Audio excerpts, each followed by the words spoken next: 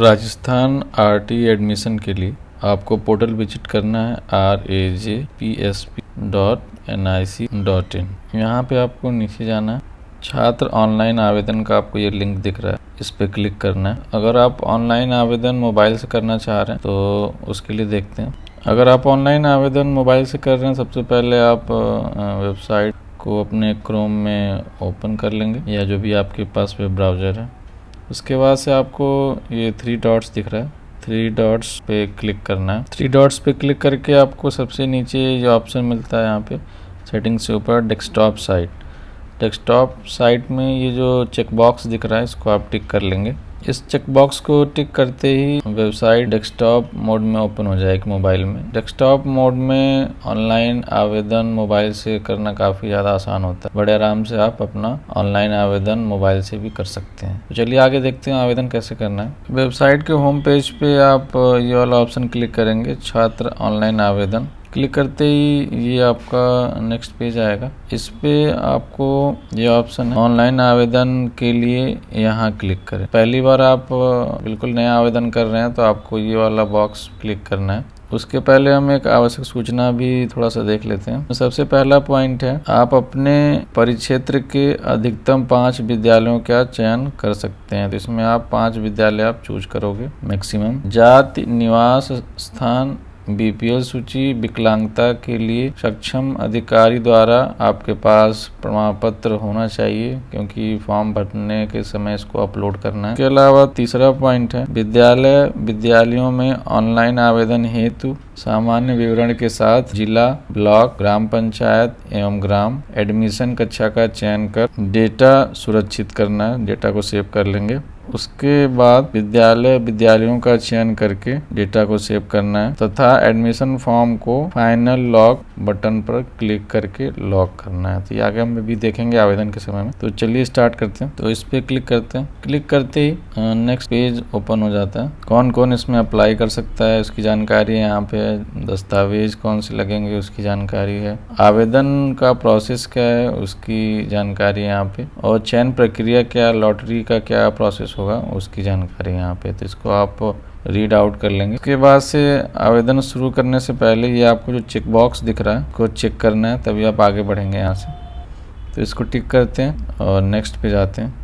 तो यहाँ से आपका फॉर्म का जो पहला पोर्शन है वो ओपन हो जाएगा। एक चीज़ और यहाँ पे हमें समझनी है, माता पिता संरक्षक का मोबाइल ऑप्शन में स्वयं का मोबाइल नंबर डालें, क्योंकि इसी नंबर से आपसे संपर्क किया जाएगा। साइबर कैफे का मोबाइल नंबर आप इस्तेमाल नहीं करें, तो ये आप ध्यान रखेंगे। फॉर्म फिल करना स्टार्ट करते हैं। फॉर्म में सबसे पहला ऑप्शन है यहाँ पे प्रवेशार्थी की जाति। इसमें आपको ये सारे ऑप्शन है, सामान्य, ओबीसी, SC ST SBC। तो ये जो भी आपकी कैटेगरी है आप उसको यहाँ पे सेलेक्ट कर लेंगे। रोज मैं यहाँ से जनरल से सामान्य वर्ग से फिल कर रहा हूँ, तो सामान्य चूज करूँगा। और डेट ऑफ बर्थ भी बच्चे की डेट ऑफ बर्थ है। एनुअल इनकम आपको फिल करनी है, जो भी आय प्रमाण पत्र में आपने इनकम शो कर रखी है वो आप यहाँ पे शो कर देंगे। ये सारे ऑप्शन फिल करने।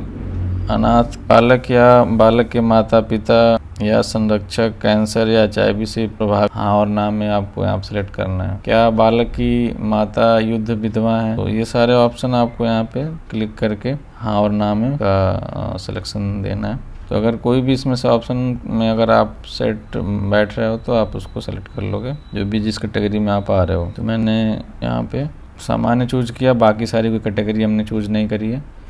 और फिर डेट ऑफ बर्थ फिल करी और परिवार की वार्षिक आय, जो भी आपके पास इनकम सर्टिफिकेट है उस वही वाले अमाउंट आप यहाँ फिल कर देंगे। ये डिटेल जानने के बाद आप पात्रता की जांच कर सकते हैं कि क्या इस डिटेल के साथ आप ये फॉर्म अपने बच्चे के लिए फिल कर सकते हैं। तो आप इस पर क्लिक करके देख सकते हैं कि इस स्थिति में 2 तरीके का इसमें एप्लीकेशन है। एक तो दुर्बल वर्ग अप्लाई कर सकता है, दूसरा है असुविधाग्रस्त। तो 2 मेजर कैटेगरी है यहाँ फॉर्म अप्लाई करने की। तो अगर आप लो इनकम वाले ग्रुप में हैं तो आपकी इनकम 2.5 लाख या उससे कम की होनी चाहिए, तो आप अपने बच्चे का फॉर्म फिल कर सकते हो। बाकी दूसरी कैटेगरी असुविधाग्रस्त। असुविधाग्रस्त में अनुसूचित जाति, अनुसूचित जनजाति, OBC इनकी इनकम 2.5 लाख या उससे कम की है। बाकी ये सारे कैटेगरी है अगर अनाथ बच्चा या उसके माता पिता कैंसर या HIV से प्रभावित हैं, या बालक की माता युद्ध विधवा है, विकलांग हैं, BPL हैं, तो इनमें से अगर कोई भी ऑप्शन आपके पास है तो आप ये फॉर्म फिल कर सकते हैं। तो दोनों कैटेगरी आपको समझ में आ गई होगी। पहली कैटेगरी है दुर्बल वर्ग में लो इनकम का मतलब यहाँ पे है 2.5 लाख या उससे कम अगर इनकम है, फैमिली इनकम, तो आप अपने बच्चे को ये फॉर्म फिल करा सकते। और बाकी जो दूसरी कैटेगरी है वो है असुविधाग्रस्त, तो इसमें ये सारे अनाथ, HIV, कैंसर विक्टिम, बालक की माता युद्ध विधवा, विकलांगता, BPL, ये सारी। तो अगर मैंने सामान्य चूज किया है और इनकम दिखाई है 2 लाख, बाकी मेरे पास अभी ये सब ऑप्शन नहीं है, तो क्या मैं इसके लिए एलिजिबल हूँ?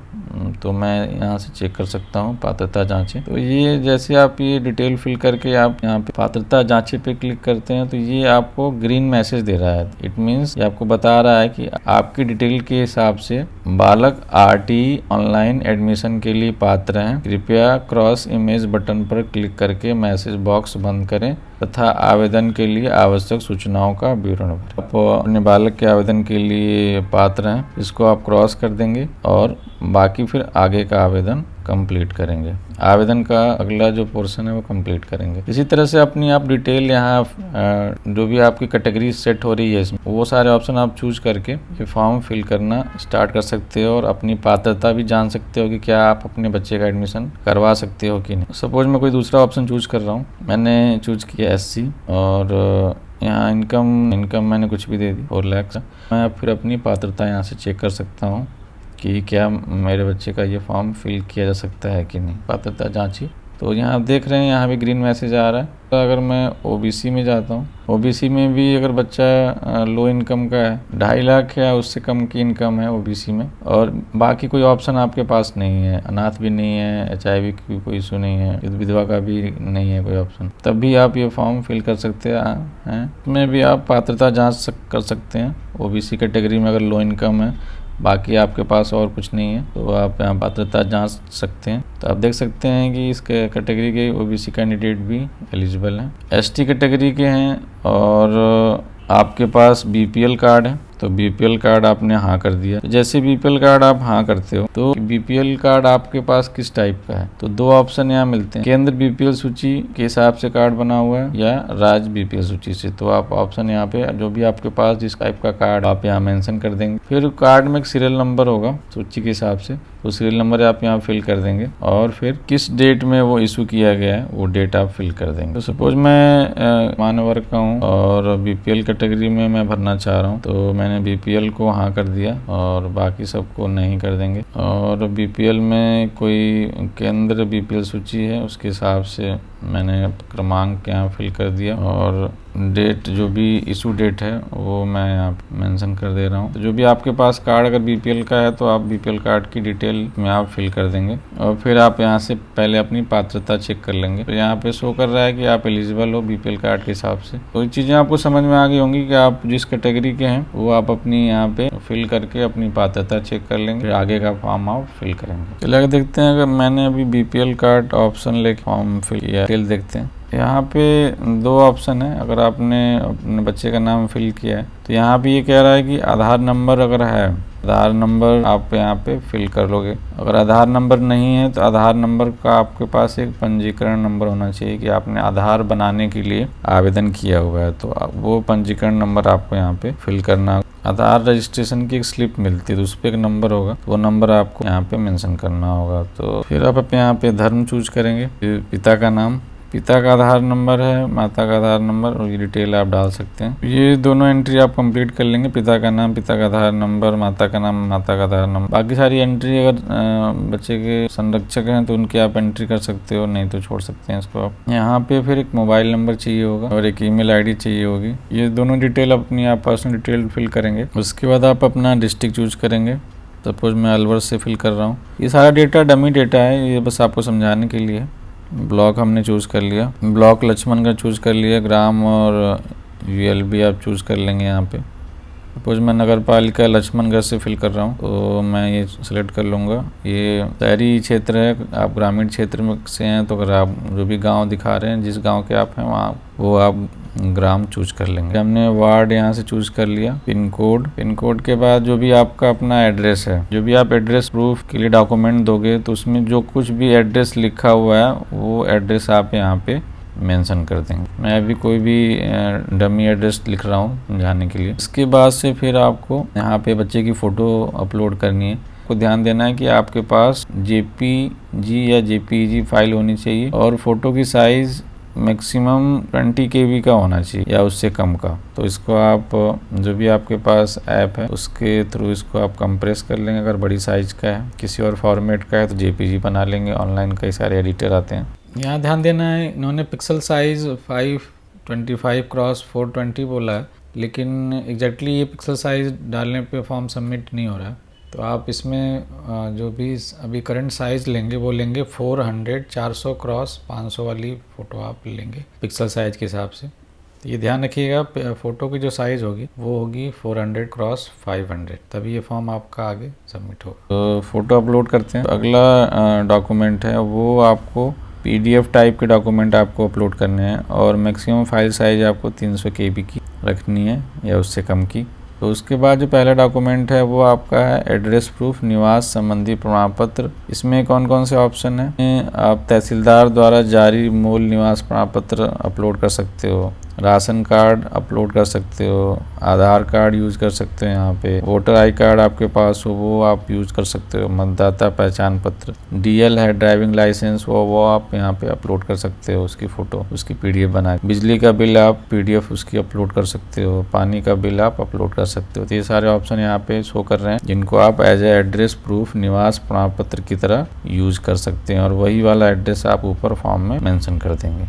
जो उसके बाद का डॉक्यूमेंट है वो बच्चे की एज के रिगार्डिंग जो भी आपके पास प्रमाण पत्र है वो। और ये भी ध्यान रखना जो भी आप एज के रिगार्डिंग डॉक्यूमेंट लगा रहे हैं और जो आधार कार्ड में जो एज मेंशन कर रखी है वो भिन्न नहीं होनी चाहिए, दोनों की एज सेम होनी चाहिए। तो एज प्रूफ के लिए क्या क्या इसमें ऑप्शन है देखते हैं। एज प्रूफ के लिए पहला तो ऑप्शन है आधार कार्ड का, दूसरा ऑप्शन है ग्राम पंचायत अथवा नगर पालिका, नगर परिषद, नगर निगम द्वारा जारी जन्म प्रमाण पत्र, नगर पालिका से बना हो, ग्राम पंचायत से बना हो तो आप इसमें लगा सकते हैं, लेकिन उस पर वही डेट ऑफ बर्थ होनी चाहिए जो आधार कार्ड पे भी लिखी हुई है। या ANM रजिस्टर या हॉस्पिटल से आपके पास कोई अभिलेख या रजिस्टर की एंट्री है जिससे आप जन्म की तारीख क्लेम कर पाएँ बच्चे की। इसी तरह आंगनबाड़ी का अभिलेख। इन चारों डॉक्यूमेंट्स में से जो भी आपके पास है उसकी PDF बना के आप इसमें अपलोड कर सकते हैं। और BPL ऊपर चूज कर रखा है इसलिए मुझे BPL से संबंधी प्रमाण पत्र अपलोड करने के लिए बोला गया। तो वहाँ ऊपर जो भी आप ऑप्शन लेके चलेंगे उसके रिगार्डिंग उस कैटेगरी का आपको पास सर्टिफिकेट होना चाहिए और वही ऑप्शन यहाँ दिखाएगा। इसमें आप कोई चेंज नहीं कर पाएंगे बिकॉज ये ऑप्शन फिक्स रहेगा, आप इसी कैटेगरी से अप्लाई कर रहे हो। तो मैं डॉक्यूमेंट को अपलोड करता हूँ सारे, कैप्चा फिल करके आवेदन पत्र डेटा सेव करते हैं। तो आप देख सकते हैं यहाँ पे OTP आ रही है, OTP आपके मोबाइल पे आएगी और उस OTP को आप फिल करेंगे ताकि आपका आवेदन सबमिट हो जाए। तो OTP मैं टाइप कर रहा हूँ, एक तो एप्लीकेशन नंबर आएगा, एक OTP आएगी। तो OTP आप टाइप करके इसको फिल कर लेंगे और कंफर्म कर देंगे। आवेदन पत्र क्रमांक आप नोट कर लेंगे और ध्यान रखिएगा कि जो भी आपको यहाँ पे फ़ोटो अपलोड करनी है वो करनी है उसकी पिक्सल साइज़ रहेगी 400x500 और जो फ़ोटो की मेमोरी साइज़ होगी वो 20 KB से कम की रहेगी। चलिए आगे का स्टेप देखते हैं। इसमें जो अगला चरण है वो है स्कूल का चयन। तो स्कूल के चयन वाले टैब पे चलते हैं। जो भी आपने एड्रेस दिया होगा उसके हिसाब से आप स्कूल को सर्च कर सकते हैं। स्कूल को यहाँ पे आप अधिकतम जो चयन है स्कूल का वो 5 हो सकता है। तो अपने एड्रेस पे आप देख सकते हैं कौन कौन से स्कूल दिखा रहे हैं। लोकेशन के द्वारा आप देख सकते हैं या नाम के द्वारा, जो भी आपने एड्रेस दिया होगा उसके हिसाब से वो लोकेशन के हिसाब से सर्च करेगा। अगर मैं देखूँ कि लोकेशन के द्वारा कौन कौन से स्कूल दिखा रहे हैं तो नीचे देखते हैं।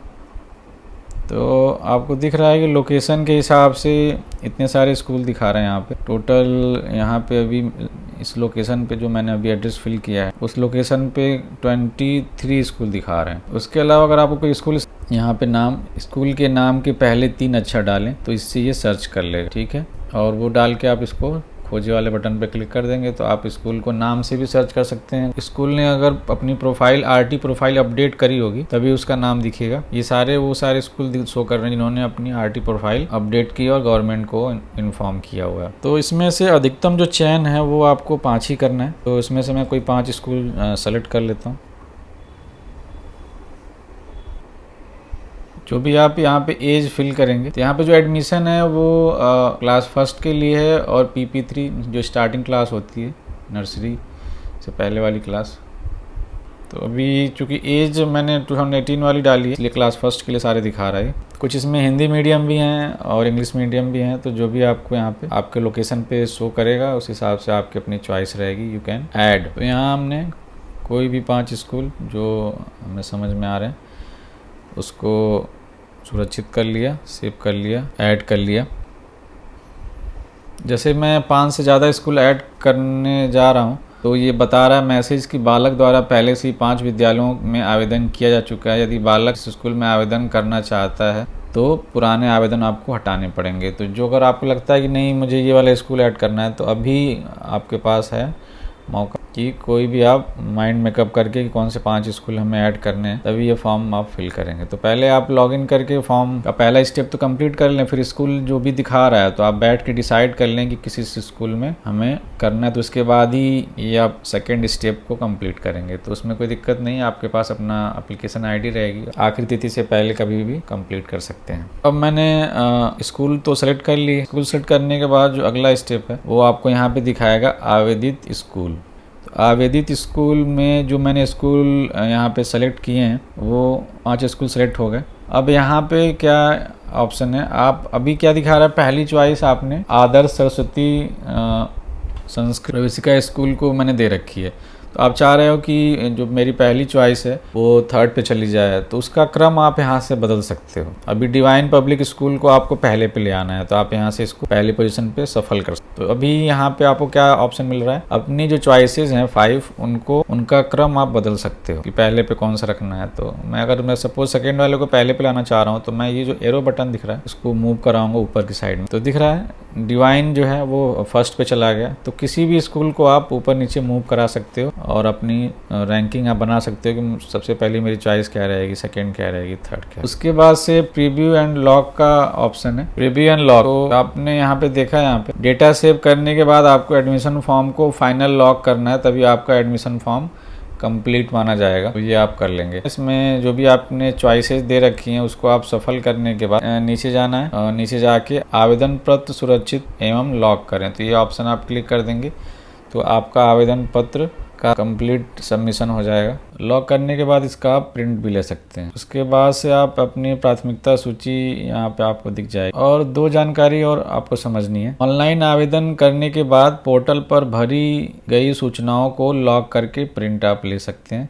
तो ऑनलाइन आवेदन का ये एक वर्क हो जाएगा, 21 अप्रैल तक करना है सभी अभिभावकों को। और फिर 23 अप्रैल को ऑनलाइन लॉटरी द्वारा प्रवेश हेतु बालकों का वरीयता क्रम निर्धारित किया जाएगा, राज्य स्तर पर किया जाएगा NIC के द्वारा। इसके बाद से अभिभावकों द्वारा ऑनलाइन रिपोर्टिंग की जाएगी। विद्यालय की जो चॉइस है उसका आप सीक्वेंस, जो आपने विद्यालय फाइनल किया हुआ है उसका आप सीक्वेंस बदल सकते हो। ये काम होगा आपके द्वारा 23 अप्रैल से लेके 30 अप्रैल के बीच किया जाएगा। तो यही ऑप्शन है जो आगे आपको दिख रहा है, ये वाला ऑप्शन रिपोर्टिंग। तो रिपोर्टिंग में क्या होगा कि आप अपनी जो स्कूल की चॉइस है का ऑर्डर आप बदल सकते हो। ये काम जो रिपोर्टिंग का काम है वो आप 23 अप्रैल से लेके 30 अप्रैल के बीच में कर सकते हो। अगर आपको स्कूल का कोई सीक्वेंस चेंज करना है, पहले बाद करना है, वो आप कर सकते हो। उसके बाद से कोई भी डॉक्यूमेंट में फ्यूचर में कोई इशू, आपको डॉक्यूमेंट का कोई इशू इन्फॉर्म किया जाता है फ्यूचर, तो आप इस वाले ऑप्शन से अपने डॉक्यूमेंट को दोबारा अपलोड करोगे। ये आपको जानकारी समझ में आ गई होगी। और ये लॉगआउट का ऑप्शन है जिससे आप अपने अकाउंट से बाहर आ सकते हैं।